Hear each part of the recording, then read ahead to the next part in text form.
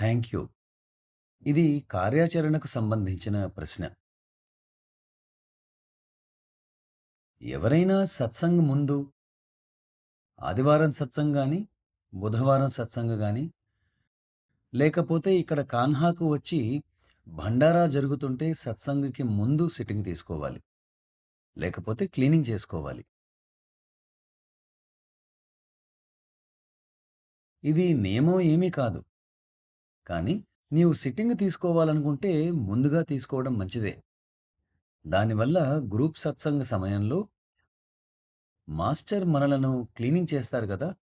మీరు ముందుగా sitting తీసుకున్నందువల్ల master మనలను క్లీనింగ్ చేసే సమయం కొంత ఆదా అవుతుంది.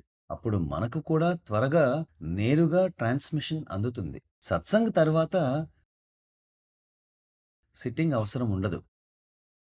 ఎందుకంటే చాలా పని అప్పటికే జరిగిపోయి ఉంటుంది. కానీ దానివల్ల పెద్ద నష్టం కూడా ఏమీ ఉండదు.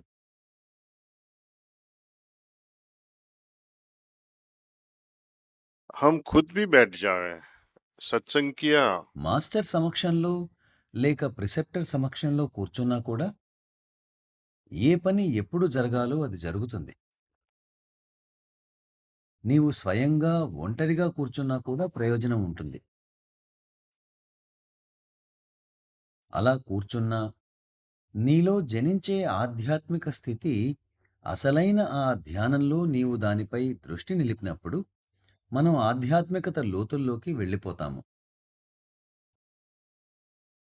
ఆ స్థితి మనలో జీర్ణించుకుపోతుంది. అప్పుడు నీవు ట్రాన్స్మిషన్ తదుపరి డోసుకు సిద్ధంగా ఉంటావు. కాబట్టి స్వీయ ధ్యానం ప్రిసెప్టర్ లేకపోయినా కూడా సహాయకారిగా ఉంటుంది.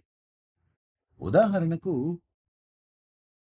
మీరు గ్రూప్ సత్సంగులో పాల్గొన్నారు. ఆశ్రమానికి వెళ్లి గాని లేక ఎవరి ఇంటికైనా వెళ్లి అక్కడ గ్రూప్ సత్సంగాలలో ధ్యానం చేశారు అనుకుందాం. తరువాత మీరు ఇంటికి వెళ్లి మరలా 5 లేక 10 నిమిషాలు ధ్యానంలో కూర్చోండి. అప్పుడు మీరు ఆధ్యాత్మిక లోతుల్లోకి వెళ్ళిపోతారు. ఇది మీకు చాలా లాభదాయకం. సత్సంగ్ తర్వాత కూడా మీరు ఇంటికి వెళ్లి మీ ఆధ్యాత్మిక సాహిత్యంలోని 1, 2 పేజీలు చదివి చూడండి. దానివల్ల కూడా చాలా తేడా కనిపిస్తుంది. ప్రత్యేకించి డైరీ రాయడం కూడా ప్రారంభించండి. మనకు ఏదైనా అనుభూతి కలిగినప్పుడు అది అనుభూతి అనుకో, కానుక అనుకో, ఏదైనా దాన్ని గురించి మనం రాస్తేనే దానిని మరలా గుర్తించగలుగుతాం. లేనట్లయితే అటువంటి సూక్ష్మ స్థితులను మనం మర్చిపోతాం. ఇప్పుడు ఆలోచించండి. ఈ ఉదయం మీరు ధ్యానంలో కూర్చున్నారు. ధ్యానం ఎలా ఉంది? దానివల్ల కలిగిన స్థితి ఎటువంటిది? నిన్నటి ధ్యానం ఎలా ఉంది? మొన్న ఎలా ఉంది? దానిని తిరిగి రప్పించాలంటే కష్టం. కానీ మీరు డైరీ చదివినట్లయితే నిన్న నా స్థితి అలా ఉంది అని అప్పుడు సునాయాసంగా దాన్ని మరలా గుర్తు తెచ్చుకోవచ్చు. అది నీ ఎదుటకు వస్తుంది. కాబట్టి ఈ సాధనలన్నీ, ఈ ప్రయత్నాలన్నీ కూడా మన సాధనపై ఆధారపడి ఉంటాయి. అవి మనలను ఆధ్యాత్మిక లోతుల్లోకి తీసుకుని వెళ్ళడానికి సహాయపడతాయి. ఇది తప్పనిసరా? सहज मार्ग बहुत ही सहज है, कंपल्सरी कुछ भी సహజ नहीं है। మార్గం చాలా సహజమైనది. సహజ మార్గ విధానంలో తప్పనిసరైనదేమీ లేదు. కానీ మనం ఆధ్యాత్మికంగా ముందుకు సాగాలంటే తపస్సు చేయాల్సిందే. ఎలాగంటే బాగా నిషాలో ఉన్న ఒక వ్యక్తికి ఎలాంటి మత్తు ఇచ్చినా తీసుకోవడానికి సిద్ధంగా ఉంటాడు. అలాగే ఆధ్యాత్మిక నిషా కొరకు ఎంత సాధనైనా, ఏ విధానమైనా నష్టమేముంది?